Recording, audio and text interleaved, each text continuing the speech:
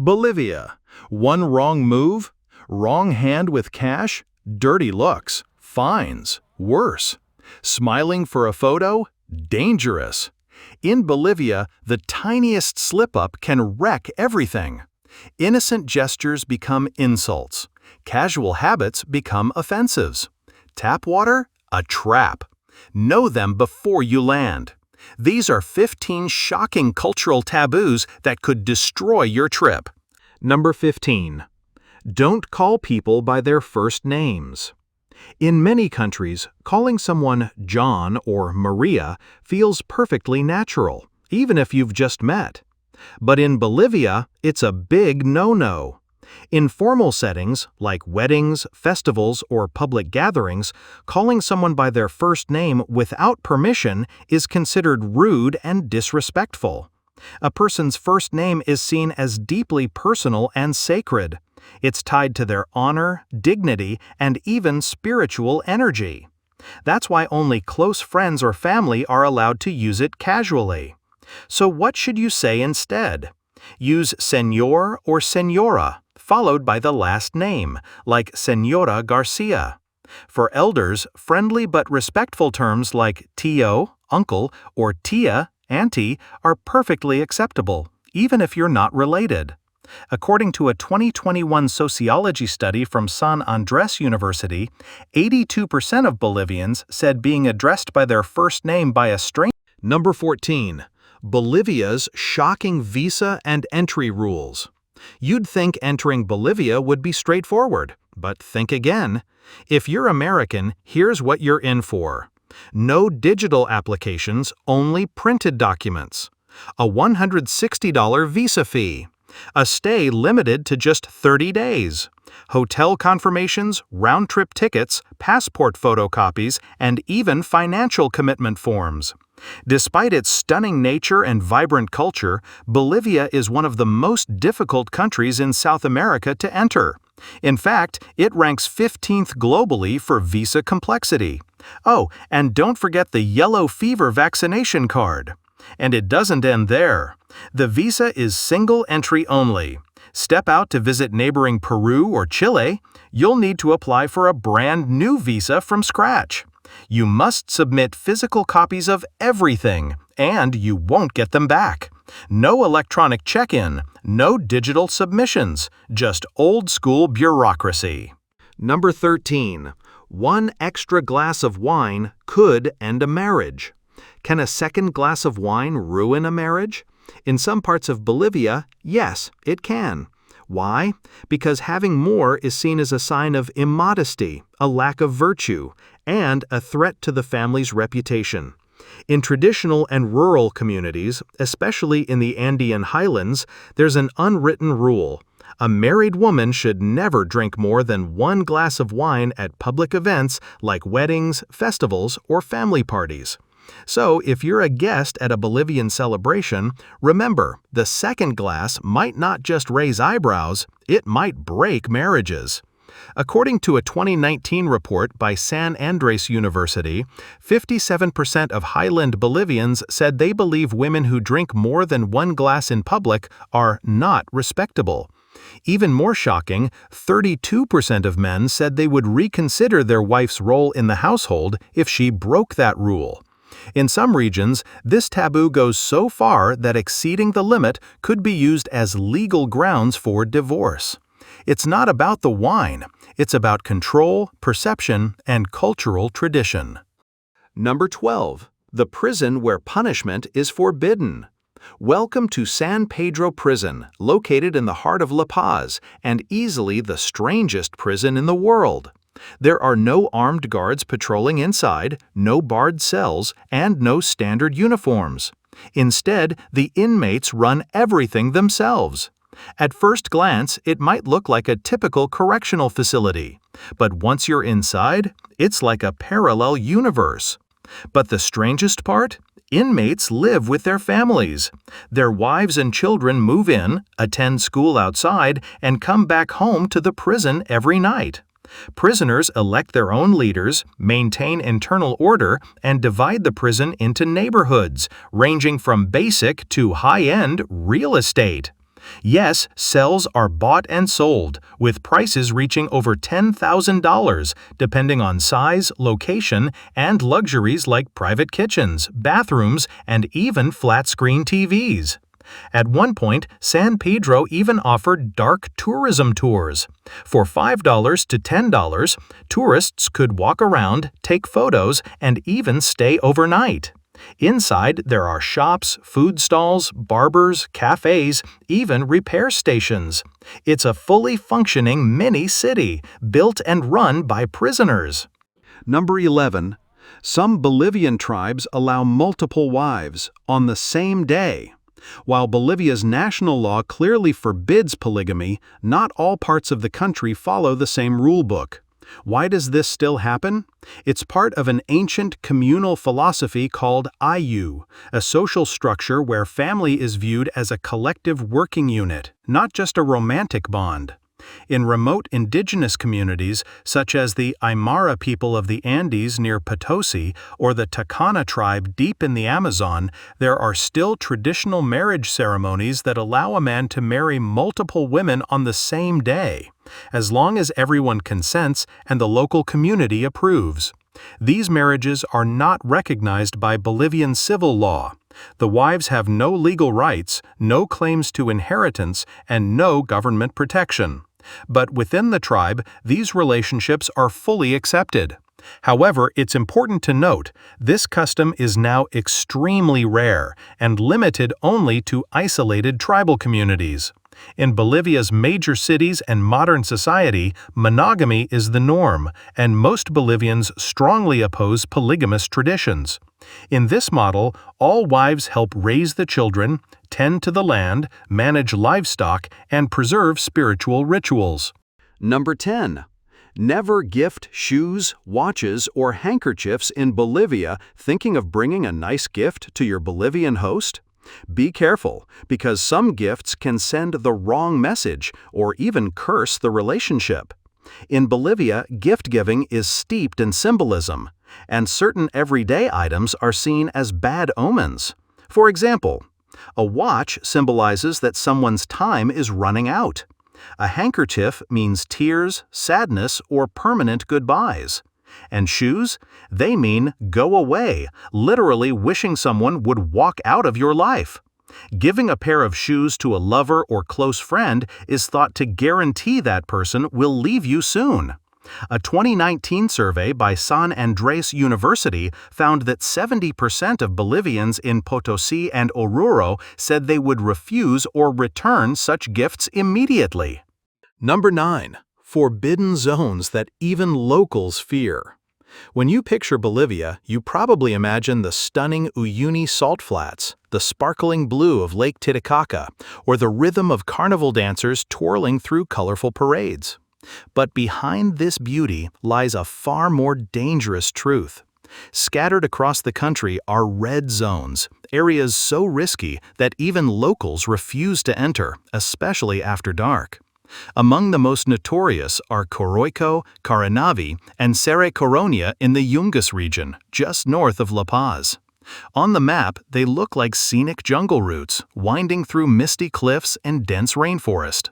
But in reality, these paths are controlled by criminal organizations and have become strongholds for drug trafficking and armed groups.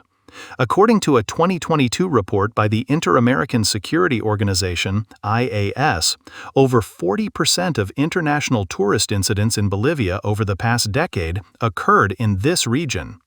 There are no cell signals, no consistent police presence, and often no one nearby to call for help. Even truck drivers and local farmers avoid these roads at night, fearing ambushes or simply vanishing without a trace. Number 8. Never drink the tap water. There's no official law against drinking tap water in Bolivia, but your stomach may wish there was. According to Bolivia's Ministry of Health, the tap water in most major cities, including La Paz, Santa Cruz, and Cochabamba, does not meet international hygiene standards. Why? Outdated filtration systems, broken underground pipes, and a lack of proper chlorination mean tap water can carry bacteria like E. coli, Giardia parasites, or even heavy metals. The World Health Organization reported in 2022 that over 30% of tourist hospitalizations in Bolivia were caused by unsafe water use, mostly from drinking it straight from the tap. Locals typically boil their water or rely on sealed bottled water. If you're visiting, the safest option is bottled water with an intact seal or a personal certified water filter. Just one sip from the tap might cost you your entire trip. Number 7. The bowler hat code and what it really means. In Bolivia's Andean highlands, there's an iconic symbol you'll see everywhere: indigenous women dressed in layered skirts, bright shawls, and proudly wearing bowler hats. But these aren't just fashion statements, they're secret signals. In traditional communities, the way a woman wears her hat quietly tells the world about her marital status. Tilted to the right equals she's single. Straight in the center equals she's married. Top hat tilted to the left equals she's taken but not married, dating, or in a relationship. This silent language is still very much alive today. In cities like La Paz and El Alto, over 80% of women still wear their hats this way during cultural events, festivals, or market days. So if you're thinking of buying a bowler hat as a souvenir, just make sure you're not sending the wrong message. You might attract more attention than you expected. Number 6. Don't litter or spit in front of Pachamama. In Bolivia, Mother Earth is not a metaphor. She's real, living, breathing, and sacred. Known as Pachamama, she's honored daily in both spiritual rituals and everyday habits. Whether it's building a home, planting crops, or simply sharing a drink, Bolivians often offer her a gift first: a splash of liquor poured onto the ground, a pinch of coca leaves, or a few grains of rice. It's a way of saying, "Thank you, please allow me." So when you spit, litter, or waste water onto the earth, it's not just impolite, it's seen as a direct insult to Pachamama. Especially in the western Andean regions, such acts can get you scolded, refused hospitality, or even confronted publicly. This respect goes far beyond tradition. In 2010, Bolivia made history by becoming the first country in the world to grant legal rights to nature. The Law of the Rights of Mother Earth, Ley de la Madre Tierra, declares that forests, rivers, and land have the right to exist, regenerate, and be protected, just like human beings.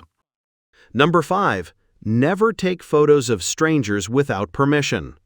Snapping photos on the street might seem harmless, even normal, in the US or Europe. But in Bolivia, especially among indigenous communities, it's a completely different story. Many people, particularly the Quechua and Aymara groups, believe that a camera can steal their soul. Their soul, or ajayu, isn't just inside them, it's also tied to their image, clothing, and hair. Taking a photo without asking is seen as a violation of personal and spiritual space. That's why many locals will immediately turn their backs, cover their faces, or even confront the photographer. In some cases, tourists have been chased away from markets, yelled at in public, or forced to delete their photos on the spot. According to a 2023 tourism survey in Bolivia, over 70% of locals said they feel offended or disrespected if photographed without being asked first. Number 4. Don't tip too much or too little. In many countries, especially the US, leaving a 15 to 20% tip is almost automatic, even expected. But in Bolivia, that same habit could leave people uncomfortable, confused, or even suspicious. Tipping here follows a very different set of social rules, ones that most tourists completely overlook. In everyday settings, like family-run cafes, street stalls, or local eateries, tipping is often refused, especially if it seems too generous. An American traveler once shared that after tipping 50 Bolivianos, about $7, at a small restaurant in La Paz, the waiter tracked him down the next morning to return it, saying, "You must have made a mistake." It's not that Bolivians don't appreciate kindness, but a large tip can be misread as pity, arrogance, or worse, an attempt to create an inappropriate relationship. On the flip side, not tipping at all in high-end places like fine restaurants, upscale hotels, or with private drivers and tour guides is considered. Number 3. Going barefoot in public is illegal in some countries. In some countries, walking barefoot is a sign of freedom, even fashion. But in Bolivia, bare feet on public streets can get you fined. Why such strictness?